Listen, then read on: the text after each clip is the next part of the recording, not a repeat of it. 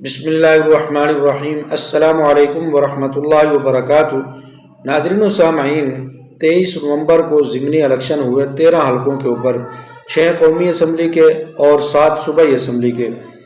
ایک حلقہ کے اوپر ابھی الیکشن ہونے والے ہیں، اور وہ حلقہ خالی کیوں ہوا، کیوں اس حلقہ کے اوپر الیکشن ہونے والے ہیں، اور یہ حلقہ ڈیرہ غازی خان کا حلقہ ہے PP 299۔ تو ناظرین و سامعین، یہ جو 23 نومبر کو الیکشن ہوئے ہیں، ان الیکشنوں کے اندر یہاں سے جو جیتنے والے امیدوار تھے سردار محمود خان لغاری، انہوں نے یہاں سے اپنی سیٹ کو چھوڑ کر قومی اسمبلی کے حلقہ کے اندر جا کر الیکشن لڑے، اور وہ وہاں سے جیت گئے۔ جب وہ وہاں سے جیت گئے تو پھر یہ حلقہ چونکہ خالی ہو گیا، تو اس لیے اس حلقہ کے اوپر اب الیکشن کمیشن نے اعلان کر دیا ہے ضمنی الیکشن کا۔ تو اس حلقہ کے اوپر ضمنی الیکشن ہوگا۔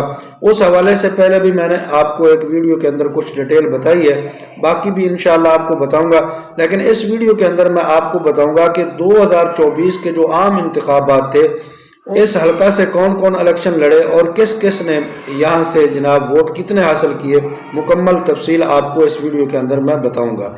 تو ناظرین و سامعین، یہاں پر جو امیدوار جیتے جنہوں نے ابھی اس سیٹ کو چھوڑا ہے، وہ پاکستان مسلم لیگ نون کے امیدوار تھے، لیکن آزاد الیکشن لڑ رہے تھے، اور ان کو حمایت اپنی پارٹی کی نون لیگ کی حاصل تھی۔ ان کا نام تھا محمود قادر خان لغاری۔ محمود قادر خان لغاری صاحب نے یہاں سے ووٹ حاصل کیے 32,728، اور وہ پہلے نمبر پر آئے، جیت گئے۔ ان کے جو مد مقابل تھے وہ پاکستان تحریک انصاف کے حمایت یافتہ آزاد امیدوار تھے، جن کا نام تھا احمد علی خان دریشک۔ انہوں نے یہاں سے ووٹ حاصل کیے 30,503 ووٹ، اور یہ دوسرے نمبر پر رہے۔ یہ جو نون لیگ کے امیدوار تھے محمود قادر خان لغاری، یہ 2 سیٹوں کے اوپر الیکشن لڑے تھے، MNA کی بھی اور MPA کی بھی۔ تو یہ MPA کی سیٹ یہ جیت گئے PP 299، اور MNA سے یہ ہار گئے تھے، تو اس لیے انہوں نے یہ سیٹ رکھ لی۔ اب جب دوبارہ ضمنی الیکشن ہوئے تو پھر انہوں نے کہا کہ میں دوبارہ MNA لڑوں گا، تو انہوں نے اس سیٹ کو چھوڑ کر MNA لڑے۔ وہاں دوست محمد کھوسہ صاحب سے یہ جیت گئے، پاکستان پیپلز پارٹی کے جو امیدوار تھے۔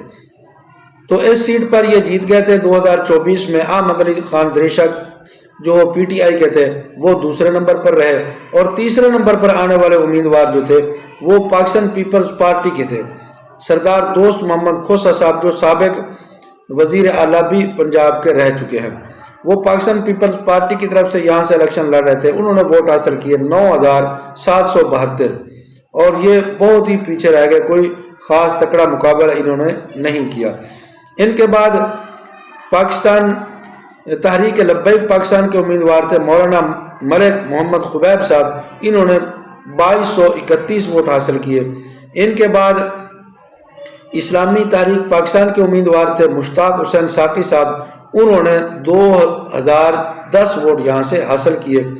اور ان کے بعد جو امیدوار تھے وہ آزاد حیثیت سے الیکشن لڑ رہے تھے، ملک محمد رمضان صاحب، انہوں نے یہاں سے ووٹ حاصل کیے 1,829۔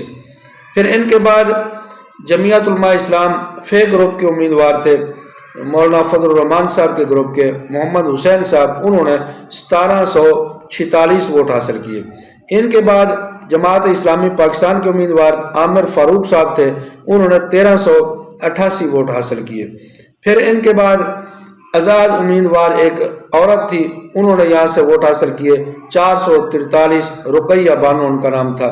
پھر ان کے بعد سریکستان ڈیموکریٹک پارٹی جو ہے ان کے امیدوار تھے جمیل رضا، انہوں نے یہاں سے 160 ووٹ حاصل کیے۔ ان کے بعد پھر حنیف پتافی صاحب آزاد امیدوار تھے، انہوں نے 142 ووٹ حاصل کیے۔ پھر ایک اور امیدوار یہاں سے تھے، وہ تھے سلمان خیل قبائل موومنٹ کی طرف سے، انہوں نے یہاں سے ووٹ حاصل کیے 123۔ آدم خان ان کا نام تھا، آدم خان صاحب، 123 ووٹ انہوں نے حاصل کیے۔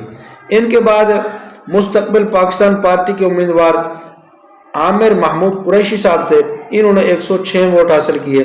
ان کے بعد علی اکبر صاحب آزاد تھے، انہوں نے 95 ووٹ حاصل کیے۔ ان کے بعد ایک اور امیدوار تھے محمد عدنان اشفاق صاحب، یہ متحدہ قومی موومنٹ کی طرف سے تھے، انہوں نے 71 ووٹ حاصل کیے۔ ان کے بعد ایک اور آزاد امیدوار اخلاق عامہ صاحب تھے، انہوں نے 62 ووٹ حاصل کیے۔ نثار حسین صاحب آزاد تھے، انہوں نے 54 ووٹ حاصل کیے۔ ان کے بعد امجد خان لشاری تھے آزاد، انہوں نے 42 ووٹ حاصل کیے۔ ان کے بعد عابد یحییٰ بابر صاحب تھے آزاد، انہوں نے 41 ووٹ حاصل کیے۔ ان کے بعد خادم حسین صاحب تھے آزاد، انہوں نے 40 ووٹ حاصل کیے۔ ان کے بعد محمد رفیق صاحب آزاد تھے، انہوں نے 18 ووٹ حاصل کیے۔ پھر ان کے بعد ضیاء الرحمان صاحب تھے، ضیاء الرحمان خان صاحب آزاد تھے، انہوں نے 14 ووٹ حاصل کیے۔